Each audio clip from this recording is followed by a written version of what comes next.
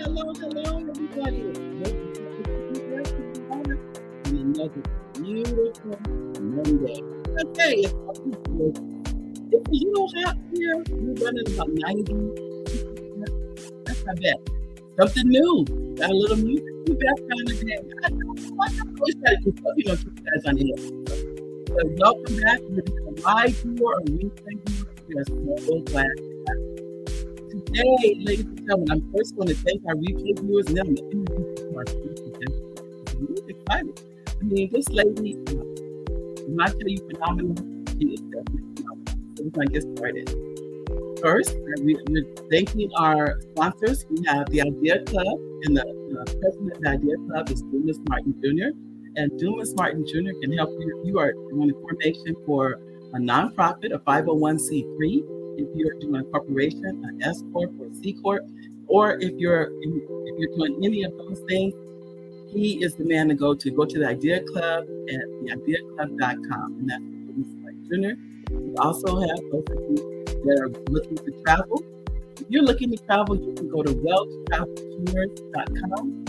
Wealth Travel Tours. Why do you want to go there? Because you can go and not pay retail, you go wholesale. Now, who doesn't want to travel wholesale? Who wants to pay full price if you don't have to pay full price? I wouldn't. You're talking cruises, airfare, hotels, car rentals, all at. Sometimes, to be honest with you, I don't want to say they're half price, but they're definitely lower than retail. I can tell you that for a fact. So you go to Wealth Travel Tours. If you're looking to write here and publish your first book, ladies and gentlemen, you go to First Book Academy. Or you go to Front Page Publishing. Either of those two, and you can write and publish your first book. Then we also have a realtor that's our sponsor, and that is the Henderson Real Estate Team. The Henderson Real Estate Team.info. And they are sponsors for the show too. Now, one last one I wanted to share with you. Our son, his name is Justin Lowe. He has written his first children's book, and we're so proud of him. And this is his book. It's My Cat is a Spy. It is on Amazon. That's the cover. My Cat is a Spy for Justin Lowe. For those of you that want to support a brand new author of a children's book, we're really proud of him. So, ladies and gentlemen, those of you that we're actually doing a launch. It's this Thursday. We're asking people to go, and you can get at that time go to Amazon and purchase the book. Now, I'm going to I'm going over her bio because I don't want to miss anything. First, let me tell you, I met this lady, this wonderful lady. I was on the set in Atlanta, my very first movie set, and that's where we met. But then I'm going to read the bio and tell you more about her. Her name is Rhonda Cotton. She is the owner and founder of Cotton & Cotton Consulting Service. She is the co-founder of R&R Ministry along with her sister, Robin. As a consultant, she provides services for the television, film, movie industry as a producer, a COVID compliance officer, and location manager. Now, any of those are big, by the way. Rhonda is also a consultant for the hospitality industry with an emphasis on leadership and customer care and service. Rhonda started her career in the fashion and entertainment industry at the age of 7 as the first African-American child model for Hallmark Cards. Wow, that's big. She has walked the runways of Europe, New York, and California. Rhonda has been in several national and international films, commercials, and magazines. She has produced 2 plays and has opened for artists such as Frankie Beverly and Mays, Tony Braxton, the OJs, and many more. Rhonda is an international poetry writer and author of several books. With more than 18 films to date since 2020, Rhonda has helped produce, find locations, and conduct logistics as a COVID compliance officer for COVID testing on set. She has worked as an extra in several movies as well. Rhonda is the mother of 2 young men and loves spending time with her family. She enjoys encouraging others and traveling to other countries. She is currently working on a couple of movie scripts and is in pre-production for an upcoming film starting this August. And this is a scripture that Rhonda, that she lives by, is now faith is the substance of things hoped for and the evidence of things not seen. Ladies, gentlemen, I'd like to introduce to you the one and only Rhonda Cotton. Rhonda, you there? Hi, Miss Mary. Hello. How are you? I'm here. Oh, well, good, good, good. Let me tell you, we have a message. This is from Richard Nichols. He says, "Hello, Mary. It was great seeing you and Oliver Saturday. Thank you, Richard. I appreciate that." The comments come in, and when they do, I do try to acknowledge our audience because No problem. okay, I want to make sure we speak back to them. They are, I Yes, just love the audience. Anytime they come on, I feel so honored that they are here. So, yes, definitely. Rhonda, why don't you tell? I just read your bio, but why don't you tell us who is Miss Rhonda Cotton? Well, I'm a mother first and somebody's daughter, Right. you know. And I actually, my career started very young, as you read. My dad was the first African American male for Hallmark Cards, as well as the catalog. You know, back in the day, we used to have Macy's and Jones Store and Sears. So he was the first African American to ever be in those magazines, the catalogs, when we got them mailed out to you, whatever. So because of his career, it jump started my career, my sister's career. And then I just kind of stayed in that. Always been musically talented, growing up. So I did music, whether it was playing, I played clarinet and learned how to play the piano. And then I, sung in the choir, directed the choir, went to high school, was in advanced choir. So it just kind of kept going. And Mm, that was just the direction the Lord placed me in. So I just kept going with it. And mm, also been in hospitality at a very young age, since the age of 15. So it's things that have been instilled in me.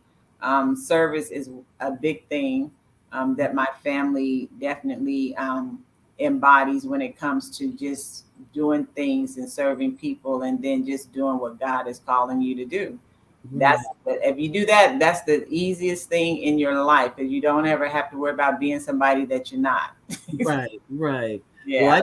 I tell you, when I met you, I never for one minute doubted you or being anybody but who you were. And I could, I For said, sure. if you remember, I think I even said it to you. I said I could tell you were a leadership, and I Hmm. knew that from the day I met you. There's Yes. no question in my mind. You're no nonsense, which I Right. appreciated. But it was just, but you really have a caring spirit. I, You I- you really, know, I love people, yeah, and I try to live by the word. The word says to have unconditional love and love thy neighbor as you would, you love yourself. And so my thing is that whenever I meet people, it is always trying to be who I am. and, right, and whether I'm having to, chastise a person, or, correct, or whatever the case may be, it's just that they know that it's out of love. It's not me doing anything out of spite, or trying to, some people try to just throw their weight around.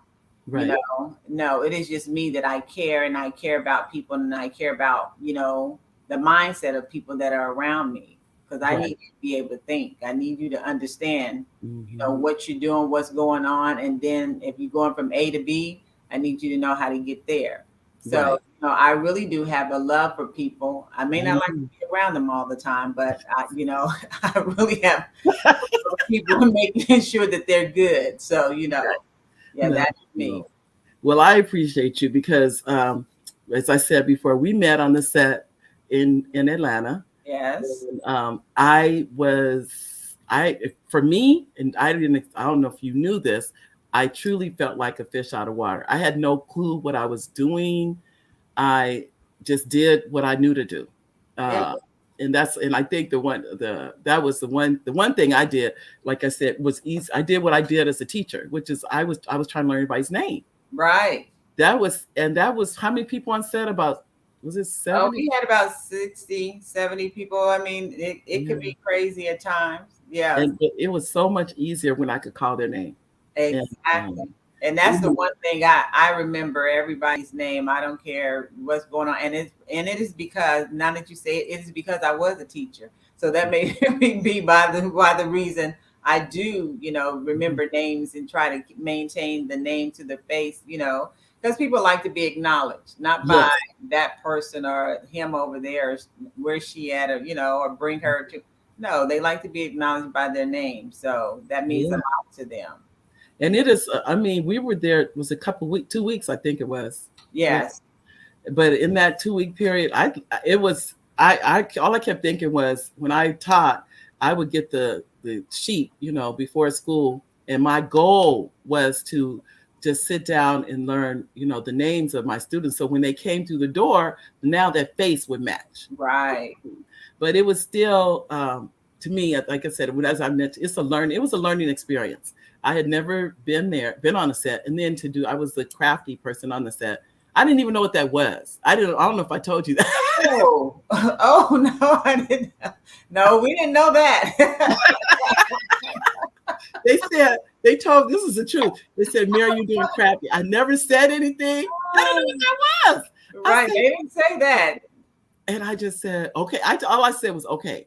And then I said, whatever that is, you're going to have to figure it out. Mm-hmm. But I didn't know what it was. If I'm going to tell you the truth, I didn't. Yeah, but you got in and Miss Mary's Cafe popped up. So, it was good after that. The peanut butter and jelly sandwiches and hot chocolate was on. So everybody was happy there.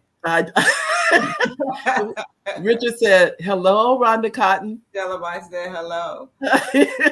Yeah, so I mean, it was good after that. I think, when you're getting into this this industry, you have to be willing to jump in wherever you can fit in. Yeah. It's not always going to be the glamorous job, right. When you come in. There's a lot of learning and a lot of curves to learn, when you're coming into this industry. For me, I think it helps because I was in this industry before I, started working with MegaMind. So I understood what's going on in the forefront and in the background. Right. And so sometimes it's good to just be able to come in and get in where you fit in and where you're needed the most. Right. When you're coming in trying to make your plan is not going to work because it's not what the need is for that time. So you have to come in wherever the need is, be willing to handle that. Right. And it works out. It really does. Oh, it did. I mean, I think, I forget, it was another one of the producers, and she said, and she had never met me either. And she said, I didn't know you, but I had never heard anything negative. I think that's what it was. And so she said, I guess it was her decision to put me in crafty. And we have David, though. David says, hello, I'm listening to you from Nova Scotia, Canada. Oh, that's wonderful. Hi, David. Hi, David. How are you? And David and Richard. These are two fans. I thank you for both of you guys. They watch every week. I appreciate you more than you ever know. So that's great. But yeah, I was there going, okay. And because I think, I can't remember if it was you or someone else taught me how to make coffee. It was me. And and I could do that because being in, you growing up in hospitality, for catering, you use those type of things to make coffee back then. We didn't have the little cups that you stick in and go. You had to really learn how to make coffee and be able to make it well. So that was something that I learned as a kid growing up because my grandmother and them had Folgers. So, you had to do your little 2 scoops and put it in there.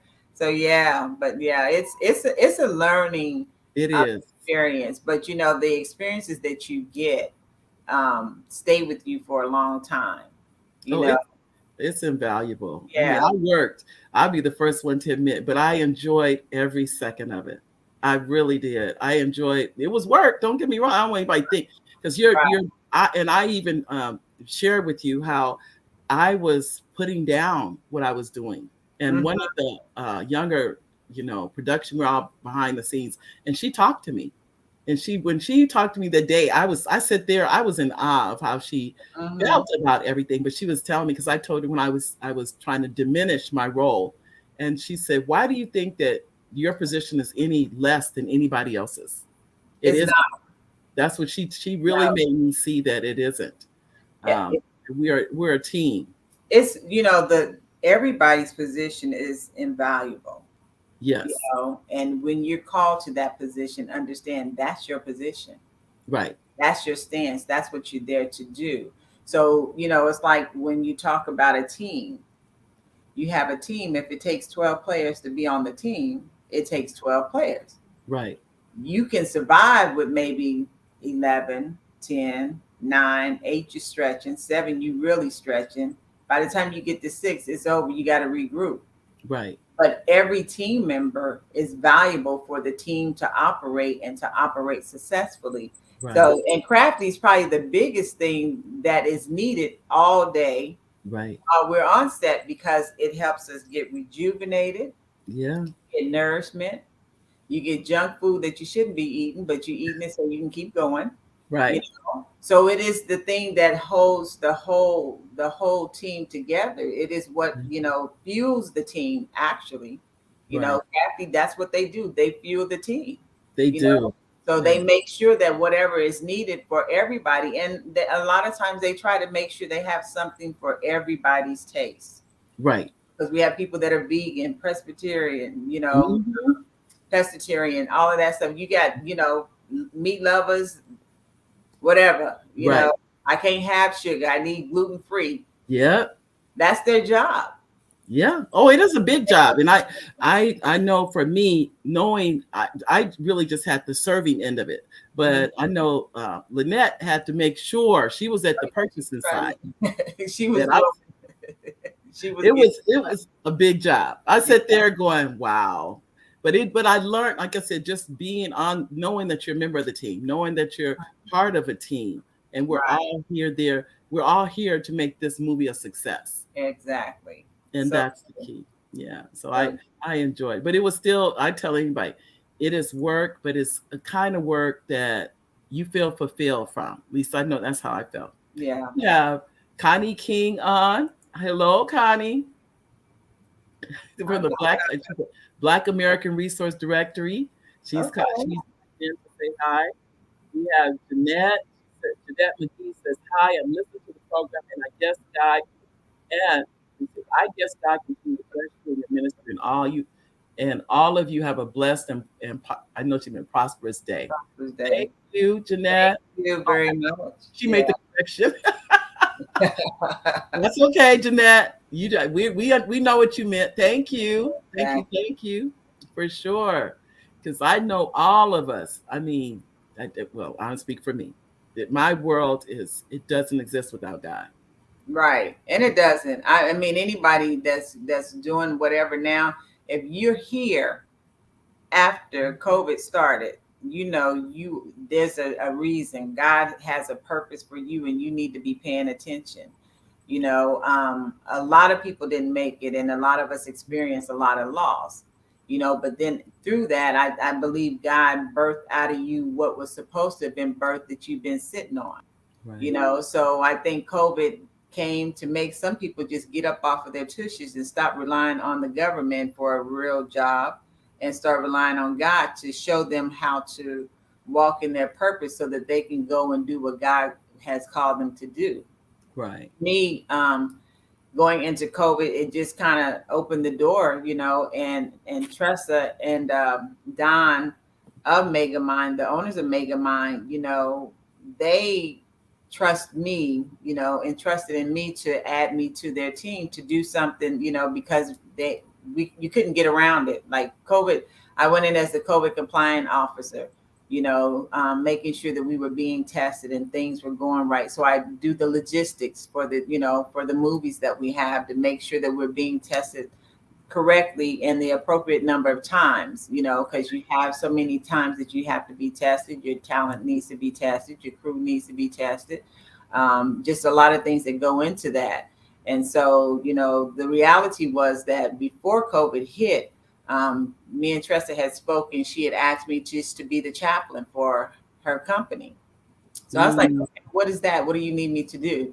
And she said, well, Ron, when you have time before you go to work, you can stop on set and pray for them, pray with us before we get our day started and all that. I said, okay, no problem. I could do that. Right. So when COVID hit, I was like, okay, Daddy, what you getting ready to do? Like, what's happening now? And so, Tressa said, she called and she said, hey, do you think you can be our COVID compliant officer?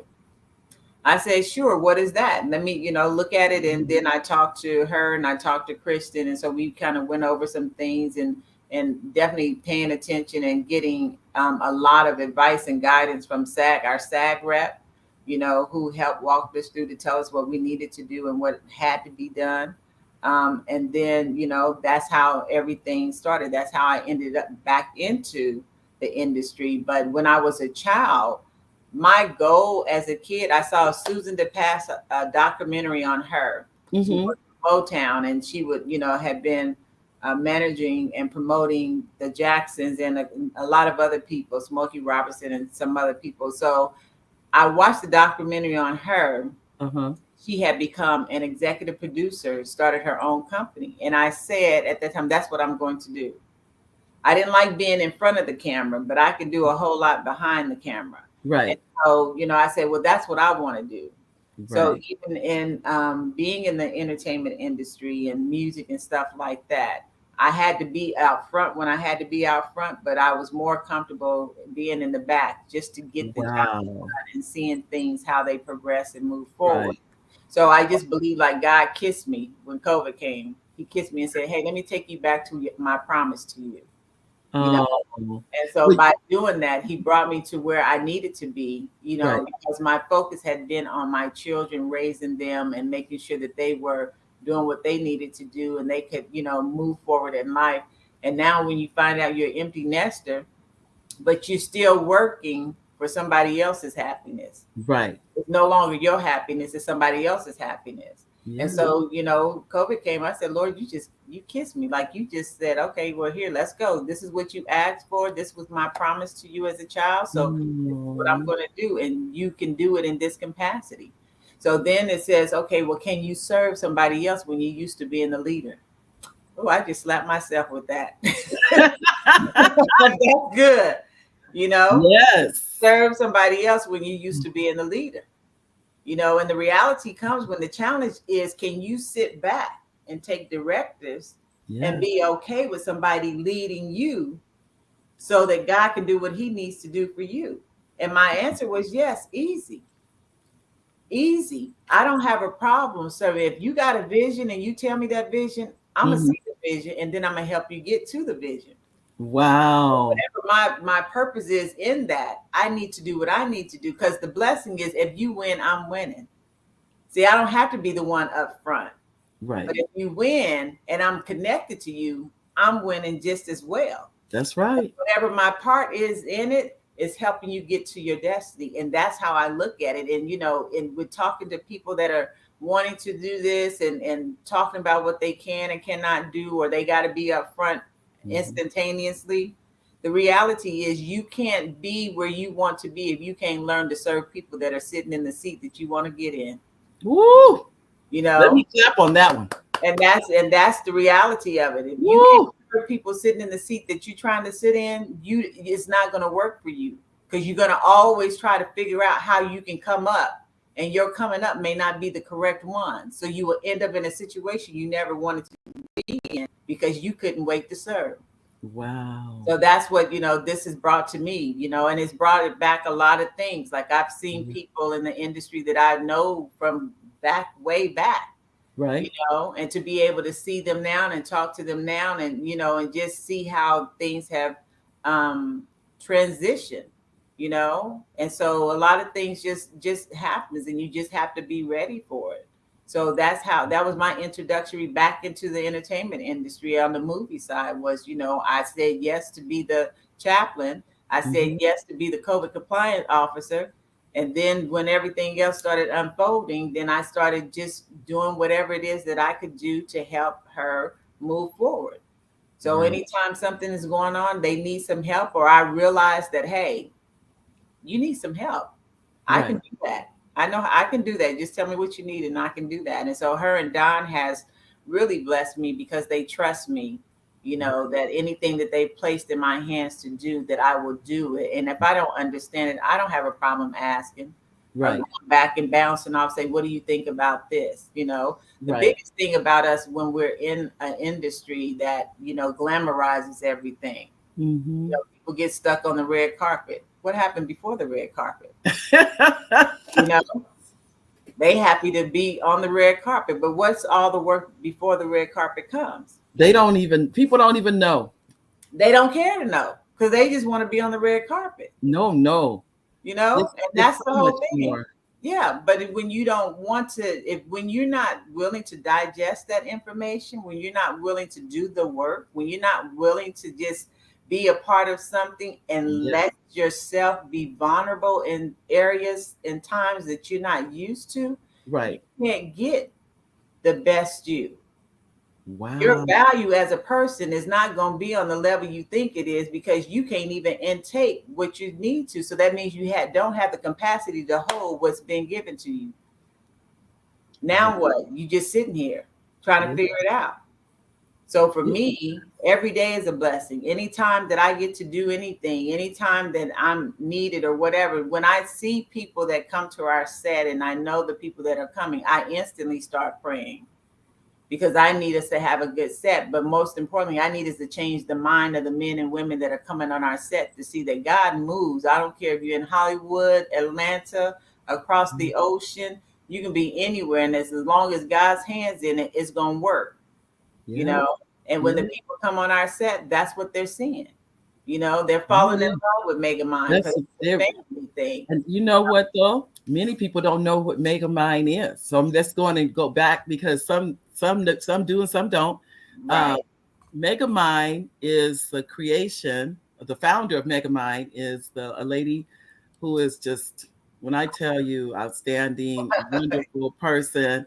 I've known her. Oh, I think about 5 years now. And I Hmm. started with her with writing books. That's how long I've known her. That's all she was doing. She wasn't even making any movies at the time I met her. And listen up here, lose my earpiece. There we go. And so, um, long story short, one day in one of the classes I was in, she said, "I'm going to turn my books to film." It was literally like that. And her name is Tressa Azarel Smallwood. You can follow her on social media. I think she has like 50,000 followers on Instagram. Yeah. Um, just finished, which showed on Saturday night, is two BET shorts that were on. Um, they were written by one was written by one of the ladies from our mentee group. Her name is Lori Ray. Mhm. And the other one, I don't know if that, I think Kamalani's comes on later, but I Yeah. knew Lori's was on Saturday. But, and the other one is Thin Like Me. But anyway, they're called BET Shorts and they're on BET Her. They broadcast Right. this past Saturday. A month ago, another one of Megamind's productions called Trophy Wife was on. It was on a Saturday night. At first, it was streaming on BET Plus. It Right. was so popular, they brought it to BET. Exactly. It did Yeah. so well. And Lori is the same, the one that produced this past BET short. She produced a short last year, Hmm. in 2021. And so within a year's time, she's had two shorts and a movie produced. Now, Correct. let me tell you, who in the world can Yeah, get that done? Nobody but God. that's But right. you got to be willing to do the things you don't want to do and be in the places to serve Yeah.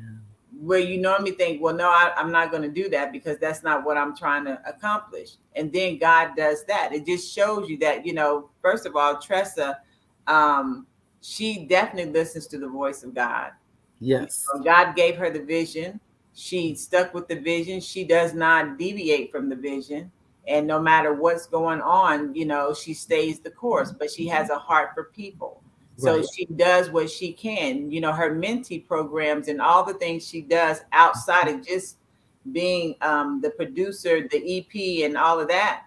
She makes sure she keeps up some of these things because she knows it's helping other people. Yep. When she's dog tired, I she know. still gets on a Zoom or on a call to make Yeah. sure that her mentees and VIPs are good. And Yeah. she takes times with people, they can ask her questions or whatever, but she just does a great job of showing you what Black excellence is, you Really. know, because she didn't grow up in this industry. She Right. learned it by just allowing God to lead and guide her and direct her with her books, Yeah. where she needed to go, where she needed to be seen, Right. and when it was time to turn it around. And now, in 2 years, since 2020, we've done almost 18, there's 18 movies that she has, you know, Wow. and BET short. So in total, I mean, she's well over that number and what she has, because it's still stuff that just this year alone we've shot so many things. Yep. So I look, I can't even say. She's like, because, and you know what? I've only been on, okay, how many sets? I was BET Shorts Yeah, and this and on the Strange Lab in out in Atlanta. That's yeah, it. But I know of the other productions because I'm working in casting. yeah. So in that department, which I really I'm just learning. I'm still at the learning stages of it. But there's what I appreciate is the Yes. opportunity to get in and learn casting and learn what it takes to cast a movie and the behind the scenes that nobody sees. They don't see what goes on. No, and that's the thing. As a producer, there's so many roles that you can play.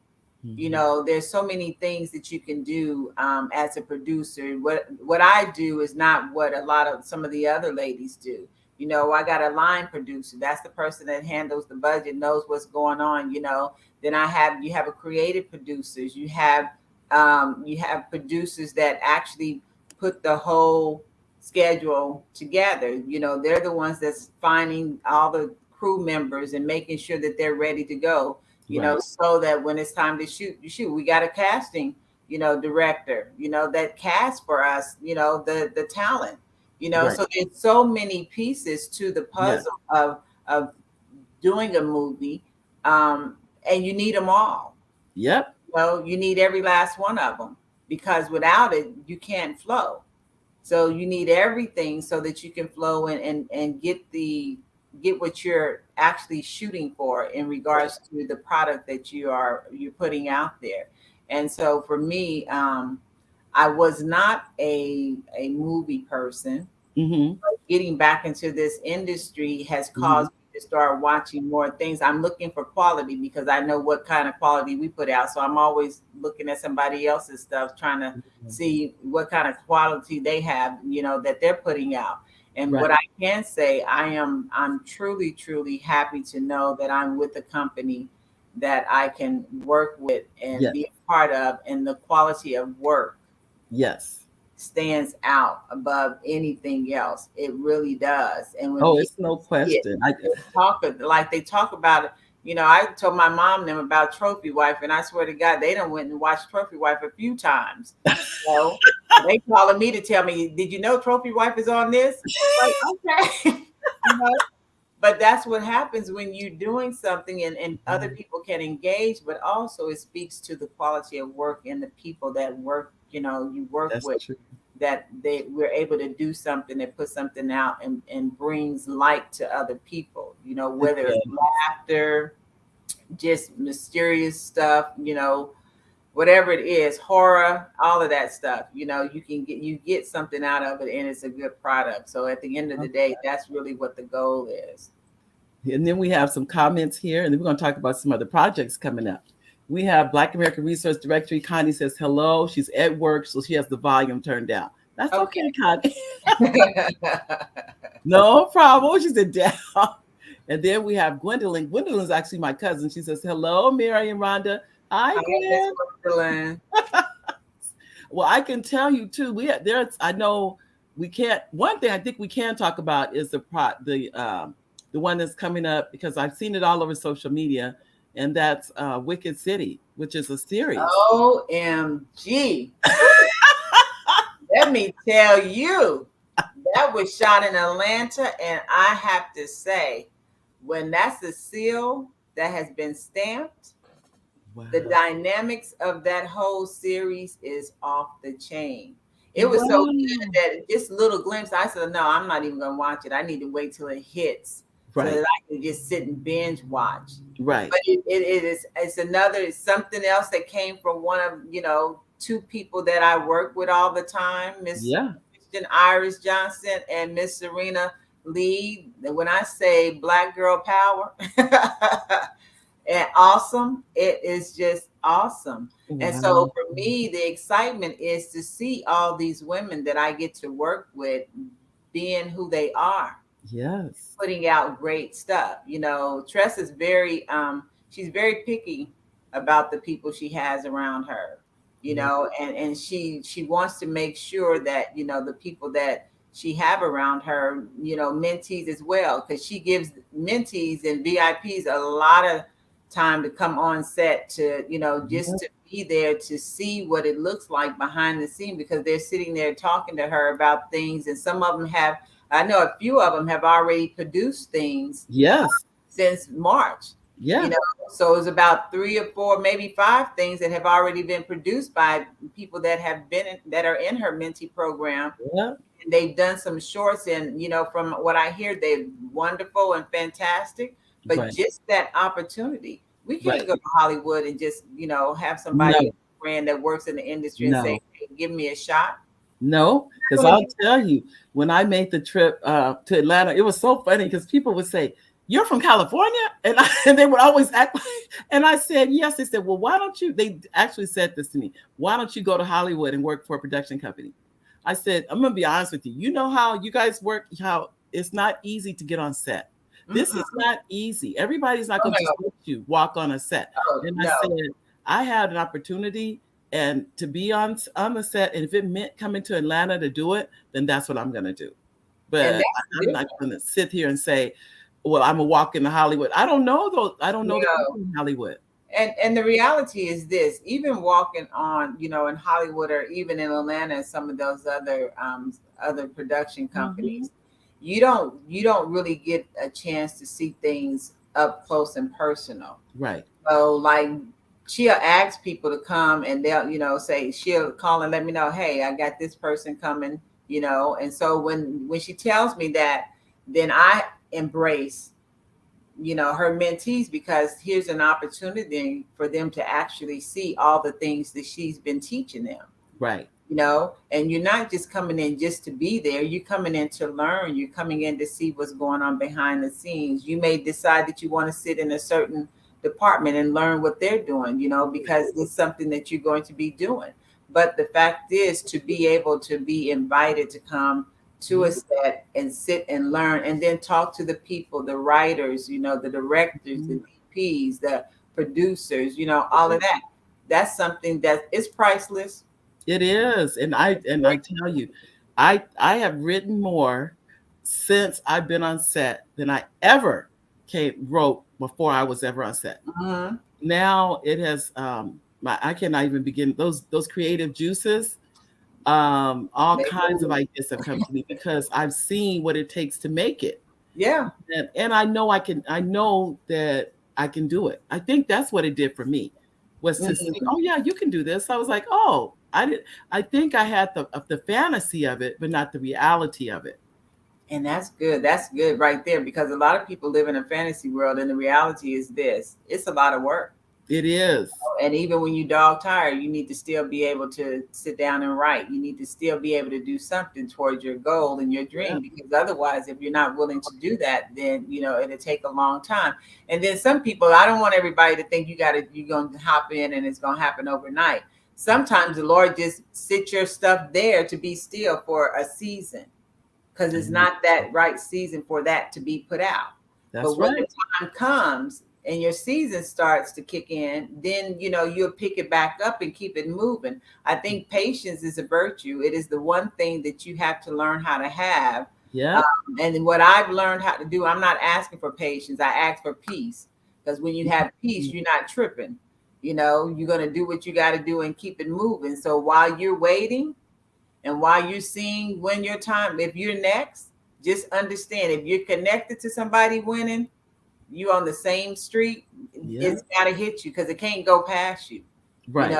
But you have to be willing to wait, and do the work that is required of you in order to get to where you're trying to go. Because at the end of the day, God is going to open the door for you. And the people that believe in you, they're going to do their part to help you be successful. All right. This is Oliver. He is the executive producer for the show. And he says, hi, Rhonda. Welcome to the show. Hi, Oliver. It's a pleasure having you on with your knowledge in the field. Thank you. I tell you, and Oliver, people don't see at the end of the show, he critiques the show. So he's the one behind, as you say, behind the scenes, behind the camera. Very rare. Sometimes Oliver comes on camera, but it's rare. He'll come on and he'll kind of stick his head. Somebody told me that one time ago. I actually went to a function and someone said, I didn't even know you were married. I said, "You're Oh, kidding." I said, "No." They had never seen my husband. I said, "No, he's there. I promise right. you." Yeah. I mean, Behind, it takes a team, and it's good that he can go through this journey with you, yes. because he sees Mhm. that, when I think when you have a relationship, and your spouse is able to see your excitement, it helps them stay excited, you Yes. know. And so when they're excited, then it's like, okay, we can get this done because now I know what it looks like, you Yeah. know. And part of the problem is a lot of times people try to do things and they don't do it with the right intentions and they don't give the right information. So you can't Mhm. get people on board when you're telling them things that don't exist. Right. Right. So you have to really think about that. It makes a difference because, like, when I told him about coming to Atlanta, he looked at me. He said, "What does that mean?" Because when I said, "I think it means I'm going to Atlanta," I was like, and then it really was. We didn't know what to expect, so I went, and he didn't. And that's rare that we don't travel together. But this was when I went. I said, "I think I'm gonna be on the set," and he would have been just said basically sitting at one of the family members' home. He said, "No, you go in and go," and I could tell um, it was really like you. This is your experience on set. That's what it was. But he sees what I do with writing. He does. He sees. He's my editor. He goes over everything I write and reads all of the what I'm writing now. I'm writing a feature. Um, Okay. yeah, so it's probably about an hour and a half, something like that. So I'm just getting into. It took me a while to figure out what it was I wanted to do. I think that's what it Right. is. And a lot of times, being I think it really has to do with being a teacher. Mm-hmm. Have so many ideals. You're so creative because when you're working with kids, you have to be creative. You got to Right, know how to keep them engaged. right, And I know for me, I was writing as a little kid, so I used to write all the time, poetry and things like that. But when right. I was teaching third grade, I was teaching them, and one of the things that I wanted them to learn how to do was to express themselves. So the Mm. only way that I knew how to get them to do that was through poetry. Okay, They had to learn how to put their thoughts on paper, you know, right, and be able to express it in a way that was respectful, but right, also in a way where when they were speaking it, people would listen. right. So every Wednesday was like a little poetry contest, and one of the guys that on Poetic Justice, he was a writer on that for the poetry stuff. So he would come by my class on Wednesdays, and we would kind of judge who had the best poetry. Uh You know, huh. then I would give that student something, and that's really creative writing and having them understand things about your thoughts and how to put your thoughts to paper, and so that you're not getting lost up, because sometimes we can have so many things going on in our mind, and Right, unless you release it to something, right, it just stays there. So now you're trying to figure out why you're in such a fall, because your thoughts is all jacked up, so you got to let some right. of that go. And when you're creative, the Mm-hmm. creative thing is that what you can visualize you can put on paper, and when you Right. put it on paper and somebody else can read it and visualize it, then you've done what you're supposed to do. That's interesting. And I think for some people, that is one of the hardest things. I think to write it down, and I Yeah, because you constantly. get distracted. Yeah, but I tell people all the time, write it down. That's all I say. And I tell them, and don't worry about grammatical, if it's grammatically correct, because No, it catches people. They don't want to do, oh, I got this wrong and I got that. No. let me tell you, when I wrote my first book, I wrote because I just wanted to see. I challenged myself to do it. And then when I wrote my books, I wrote them. And the one thing that, people will try to get you hung up on their hangups. And so I had Mm, to realize that person's hangup is not mine. right, And so I was praying. I was like, Lord, what is wrong with, what is going on? And he just told me, he said, the Bible's not correct. He said, people read the Bible. We have an understanding of the Bible when we read it because it's what we need. What you need and how you see it feeds you at the time you're mm, reading it. right, So even if there's a mistake in it, a person that's reading it will still be able to read it like it was correct. right. And so I was like, wow, that's crazy. So the other thing was, he said, these, thys, and those. Who speak? We don't speak that language now. No, we don't. we read it in the Bible, we know exactly what the word is saying. Yeah. We understand it because it gives the meaning to what we are supposed to have as an understanding time when we read it. And so when he said that, that changed my whole attitude about anybody that's reading my stuff and try to come back and talk about, oh, this is not that. Then it wasn't for you, probably. You know, it must not be for you. So don't worry about it. But when it's for the person that's reading it, they will read it and get the understanding, and it will do what it needs to do for them. Because the reality is, writers write to make people think. They don't write to make you their friend. So when you're writing and you write to make people think, because your thoughts and how you feel and how you can articulate it and how your conversation is. If you write with a hip hop conversation, guess what? The people you attract are people that speak like you. They understand your language. So it means something for them. If you're a scholar and that's what you want to do, guess what? The people that read it will understand that because they speak like you. That's true. Whatever you're doing and whoever you are, let your writing be your writing. The reality is people will know you by who you are. Yep. You have to be consistent. You know, everything. Tressa wrote one book, made a lot of money off that one book, and decided that day, okay, Lord, we about to do this. And whether everybody understood when they was reading the book or not. Yeah. They got the book and was so enthralled and could visualize exactly what she put on paper that they continued to buy and purchase. That's the whole thing. If you can write to the point that somebody can visualize what you're saying, then you're doing your job. Yeah. You know, it's not always about, oh, everything has to be perfect. Right. God said we're perfectly imperfect. I love it. I love it. I love it. Then I'm good because I'm only perfect for him. Right. You know, and any flaws I have, they there. It's a bonus. Mm-hmm. But you know, I think people, this is what I've learned too, is that if you wait for perfection, you'll never do it.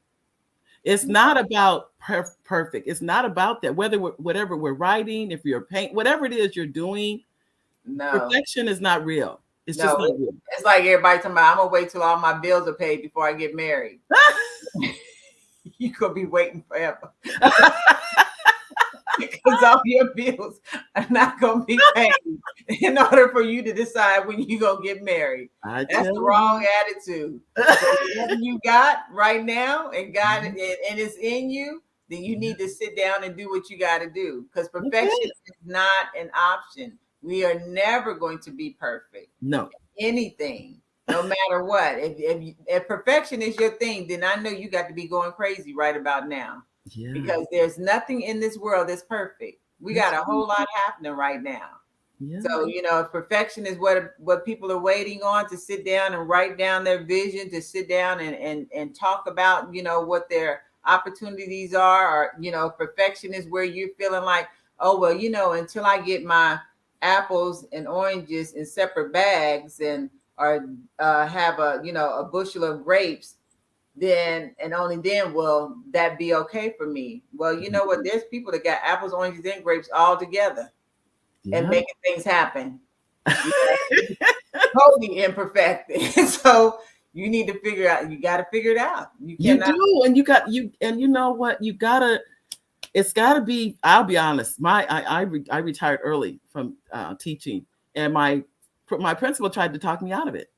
And I looked back and I thought, and I even said this to her. I'm I'm trying to walk out the door because she's trying to convince me I'm doing the wrong thing. But I'm at the door handle, and then she says, "Mary, what if you go on and do this and nothing happens?" I didn't even hesitate. I turned to the lady. I said, "At least I will know." Yeah, I will know. I said, and I even told her that day, we don't have unlimited time on this planet. Right. So whatever I need to do, I need to do. I don't need to keep sitting here hoping, as they say, hoping and a wishing. Mm-hmm. I said, now remember though, Rhonda, I had not written a word and didn't even know I could write for 4 years after I retired. Found out I could write. But I still took that step of faith. I believed in I call it a vibration. Mm-hmm. my vibration, or really it was God. I'll be the first. It was God calling me into something, and I didn't even know what, but I knew I couldn't. And it was nothing against teaching. I don't want to sound negative because it wasn't. Mm-hmm. It was just I had done that for a long time, and I knew it was time to move on. And I'll be the first to admit I was scared, but I was more afraid if I stayed, I was going to get sick. Then if Yeah. I go, that was my fear now. Because I said, you've been given opportunity to go. If you don't go now, to me, I felt like I wasn't trusting God.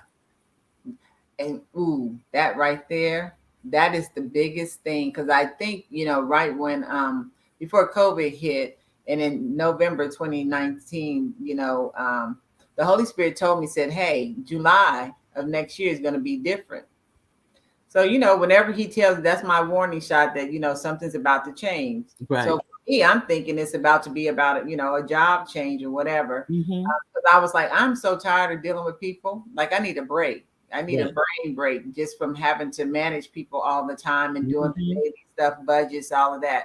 And when COVID hit, I didn't think about it. It wasn't even a thing. But I can remember when my boss, that he had to tell us that, that we were going to be laid off, right when COVID was starting, and it's March 16th. And I can remember sitting there, and the first thing that popped in my head is what the Holy Spirit had told me in November of 2019, that July of 2020 was going to be a different thing. Not knowing, not even thinking about that it would have to do with, the entertainment industry, but just that I was going to be someplace else. And so when COVID hit, that was like God saying, now who you going to trust, me or the job? See, it's That's true. So who you going to trust, me or the job? Because see, you trust in the job, and look what they did. They let you go and everybody else. So now you got to trust me to get things done. And so I trusted God, and he definitely has taken care of me, have provided for me, hasn't missed a beat. But at the same time, when you've been someplace too long, or you've been in a career too long, that when it's time to change, you have to be willing to step out on faith to change. And It's hard. God will make it so uncomfortable for you that you can't do nothing but do what he's telling you. Because if you stay, like you said, you don't want to get sick. You don't want to be in a situation where it becomes very tumultuous on your job and you're having to deal with things you don't want to deal with. And you don't want it to be something that your energy spreads and, people are saying, oh, you're negative. No, it's not that I'm trying to be negative. It's just the situation at this time. Right. So, I think people have to just readjust themselves. Right.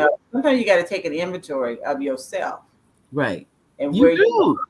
But and I tell anybody, it was when like I said, when I heard in my spirit that the Lord said, trust me. mm-hmm. That is, you would think that would be the easiest thing to do. It is the hardest thing to do. It's not.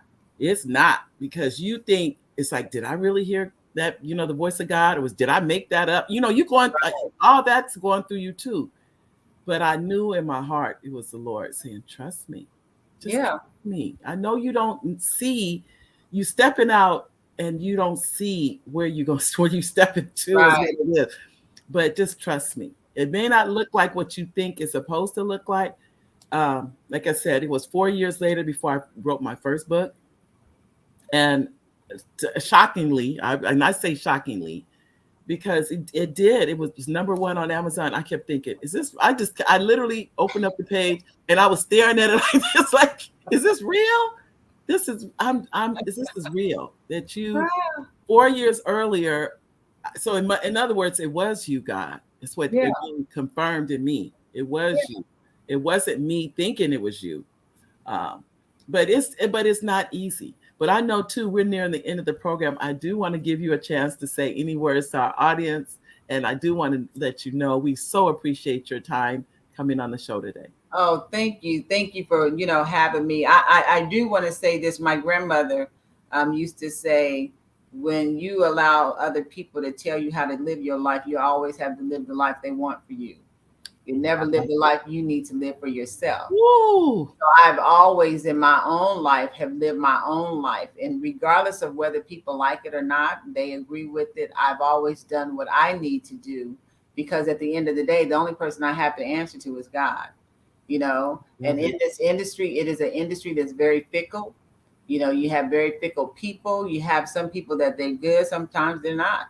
But you cannot make adjustments based off of somebody else's emotions. Right. Because when you're listening and paying attention to other people and you're dealing with them and their emotions, you will lose who you are because of somebody else's emotions. Wow. And everything that we do, you do with the satisfaction of knowing I'm doing it because I'm helping. I'm doing it because I'm serving. And if you have that attitude and you're grateful for whatever God places in your hands, he will bless the works of your hands. There's no gift that God has given us that does not work out for us as long as we know how to handle the gift. Oh, these are powerful words. He's the best gift giver ever. Yeah. And I look back as a little girl playing in the basement with my sister, writing and scripting out stuff like I'm on a movie set, writing music, all of that. And my whole goal was I wanted to be Susan DePass when I grow up. I wanted to be able to be an executive producer, produce movies and do things that, let God use me to speak to people that were going to be in my circle, so that they can know that there's a God and he's real. And here I am, years later, many moons, decades later, right, in that position, not because it was my will. I forgot about it until he brought it back to me and said, this is what I promised you. Wow. So he didn't let it die because I've been doing life. Right. He brought back to me at an appointed time, because sometimes you got to grow up. Yeah. And you can't grow up if you're carrying a bunch of bags that don't belong to you, but yet and still you hauling them around like they giving life to you. They're not. They're just weighing you down. Wow. So I just want to say, just whatever you do, if you're going to be a writer, if you're going to produce, if you're going to be in entertainment, whatever your end thing is for your life, what's going to make you happy? That's what the best thing I can say. What's going to make you happy? That every day you get up and you do it, and you do it with ease, and it's no stress. You're not tripping, and nobody is in your ear trying to get you to do something other than what God has designed for you to do. Right. Do that. Be the best you. Because I can guarantee you, when people see you, they want to see the person that you are pretending to be if you got a representative. Yeah. And if that's not the right person, then you will end up in a situation where you're trying to start over or get people to listen to you, and they will no longer have an ear to hear, because what you've done and the presentation you've given them has not been the one that was showing up, been showing out. So, as a producer, I've been blessed. Tressa and Don has entrusted me. I don't take it lightly. I enjoy what I do when I'm on set. I love the people that I'm around to be able to help in any capacity. And I just believe that, time will come, but you got to be able to have peace about it and be able to wait, and then to be able to serve whoever shoes you're trying to get into, whatever seat you're trying to be at the table in, whoever seat you're trying to be in, period. You need to know how to serve them and wait till your time comes. Because when your time comes, it ain't going to be like their time, Tressa and Don been working hard for years. Yep. But they got a couple of mentees that's been working with them for just a few years, and God's already showed out for them. Yep. So I know. I know. We have, so many things coming. I'm excited. I'm excited. I am too. I am. Even though I'm, like I said, I'm just being on a production, being behind the scenes. Like I said, my writing has come, it's at a different level because I've been there now. And it's been, I can't even explain how this feels. I really cannot even tell. I don't even know if I have the words of how, like you said, I don't get out of the bed in the morning. I literally jump out of the bed because I'm so happy being able that I found this, or that this is what I always say. Whatever you are seeking is seeking you. Exactly. And that's the honest to God truth.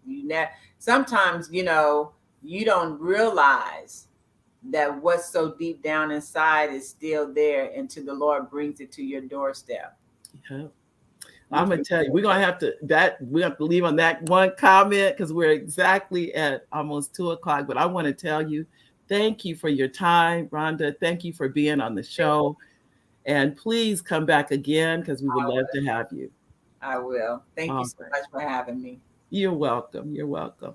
And ladies and gentlemen, that is our show for today. We want to thank you for coming. I think we have one more quick comment I can get in. Oh, she said, thank you for an engaging conversation. God bless. You're welcome. God bless each and every one of you. And we will see you next Monday. Bye, everybody.